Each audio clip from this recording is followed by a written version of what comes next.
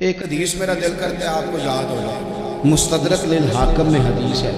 حضرت انس بن مالک رضی اللہ تعالیٰ عنہ فرماتے ہیں ایک بھائی حضور کی بارگاہ میں بیٹھا رہتا تھا، نکمہ نہیں تھا، شارحین حدیث کہتے ہیں کہ کسی مجبوری سے وہ کام نہیں کر پاتا تھا، یا کرتا تھا تو کام آگے نہیں چل پاتا تھا، ذہنی صلاحیت ہی شاید زیادہ نہیں تھی۔ یہ حدیث مشکات میں بھی موجود ہے، مستدرک للحاکم میں بھی موجود ہے۔ حضرت انس بن مالک رضی اللہ تعالیٰ عنہ فرماتے ہیں وہ حضور کی بارگاہ ناز میں بیٹھا رہتا تھا، اس کے بھائی نے آ کے شکایت کی، یا رسول اللہ صلی اللہ تعالیٰ علیہ وسلم، یہ کوئی کام ہی نہیں کرتا، کوئی محنت نہیں کرتا، کوئی جدوجہد نہیں کرتا، آگے نہیں بڑھتا، مجھے اس کی ضروریات کی کفالت کرنی پڑتی ہے، مجھے جدوجہد کرنی پڑتی ہے، مجھے اس کے معاملات کا خیال رکھنا پڑتا ہے، آپ اسے سمجھائیں۔ حضور نے بہت سارے لوگوں کو سمجھایا جو کام نہیں کرتے تھے۔ ہمیں سیاستہ میں وہ حدیث بھی ملتی ہے جس بندے کو نبی پاک صلی اللہ علیہ وسلم کہا تھا کہ تیرے پاس جو بھی گھر میں ہے لا، تو وہ پیالہ اور کمبل لائے تھے، حضور نے بیچ کے کہا تھا جا کلاڑا خرید کے لا اور لکڑیاں کاٹ کے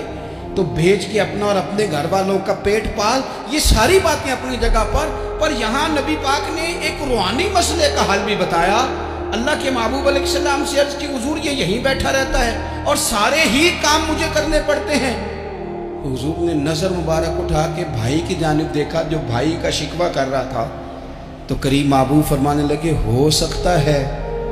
یہ جملے میرے محبوب کے، ان کو کہیں لکھنا، ان کی مٹھاس دیکھو، ان کا حسن دیکھو، اور بھائیوں کی محبت کے بیچ جو رسول پاک پیوند لگا رہے ہیں اور جوڑ رہے ہیں، اور جس انداز میں بھائی کو بھائی سے ملا رہے ہیں، اس لہجے کے حسن کی مٹھاس کو بھی ذرا چکھ کے دیکھو۔ حضور فرمانے لگے ہو سکتا ہے رب تمہیں جو رزق دے رہا ہے وہ اسی بھائی کی وجہ سے دے رہا ہے۔ بھائی بھائیاں دے ویری ہوندے تے بھائی ہی بھائیاں دیاں باواں، او بھائی ہو سکتا ہے اس کی وجہ سے تجھے مل رہا ہو، اس کی وجہ سے۔ وہ دروازے نہ بند کریں جن دروازوں کی برکت سے روزی آتی ہے، کبھی بھی وہ کام نہ کریں جن کاموں کی اگر آپ کو کل تک برکت تھی،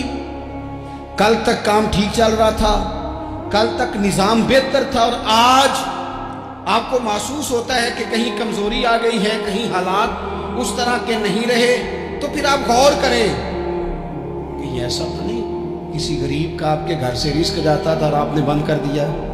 کسی کی مدد ہوتی تھی آپ نے بند کر دی، کسی کے ساتھ شفقت ہوتی تھی آپ نے بند کر دی، کوئی شخص آپ کی وجہ سے تسلی میں تھا اور پھر آپ نے اسے تکلیف میں ڈال دیا۔ اللہ کے محبوب نے فرمایا تمہارے کمزوروں کی وجہ سے تمہیں رزق دیا جاتا ہے، تمہارے ضعیفوں کی وجہ سے تمہیں رزق دیا جاتا ہے۔ تم نے تو ایک بندہ یہ کہہ کے نکال دیا کہ جا تیری تنخواہ میں نہیں دے سکتا، لیکن کیا پتا کہ اس کی تنخواہ کی وجہ سے ہی باقی سارا کچھ بھی آتا ہو، کیا پتا کہ اسی کے سبب سے اللہ انعام فرماتا ہو۔ لہٰذا ان روحانی مسائل کا بھی تھوڑا سا خیال کریں۔